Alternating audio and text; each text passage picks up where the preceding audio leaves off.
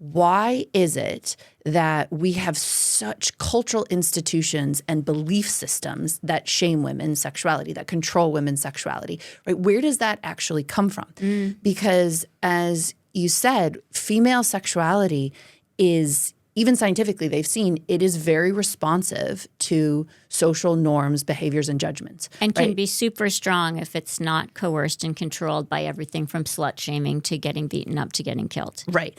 And so you're right. The opposite is true, right? It can be super expressive and empowered if it's supported, and it can also shut down. And to me, what's really sad about that is women don't look at the bigger cultural picture. They look at themselves, right? I feel numb. I don't feel enough desire. I can't have an orgasm with my partner. There's something wrong with me. I'm broken. Always. I'm not that sexual. Always. I have heard hundreds of women have told me that they're broken. Yeah. Sexually. It's never like I was slut shamed because we live in a fucked up culture that socialized us all to control female sexuality and to do so through shame and coercion and threat of violence. No, I've never heard a woman say that. Yeah. They always say, I'm broken, there's something wrong with me, and I'm not beautiful enough. I'm not good enough, right? Yeah. One of the things I've really looked at is if you are a teenage girl and you are being slut-shamed, whether overtly or more subtly, and you have to control the expression of your eros, one of the things that you will do is start attacking your own beauty and body.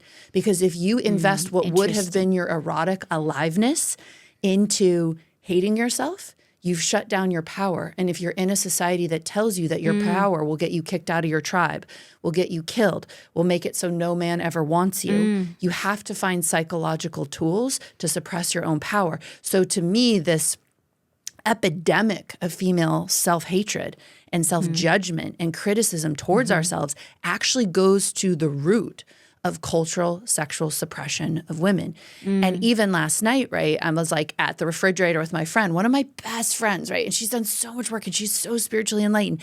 She kind of looked at me and she was like, so I'm finding like a greater degree of sexual expression with my husband. She's like, but I would only ever express it with my husband because I want to be one of those women that's respected.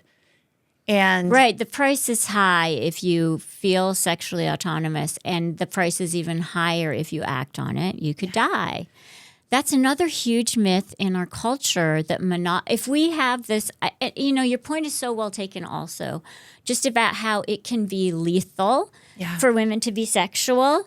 And it can be lethal sometimes. Well, it can be dangerous for us even to think about being sexual because we have been censored so much and we feel so much guilt. That's another thing that really surprises me. Every time I give a talk, how many women come up to me and are really embarrassed to talk about sex.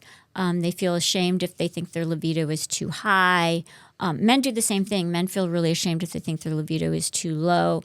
And, it's worth mentioning that men experience the downside of what I'm going to call patriarchal sexual shaming, because men are just told, hey, here's what you're good for, your dick and your wallet. Those aren't big, like go home, right? So it's really damaging to boys and to girls growing up with these rigid ideas about how men and women are sexually, because when we tell ourselves that men and women are a certain way sexually, we're telling ourselves that men and women are a certain way socially, and that right? So when you start chipping away at the myths about female sexuality, people do get really uncomfortable. And one of the reasons they get uncomfortable is that you're chipping away at their ideas about who they are.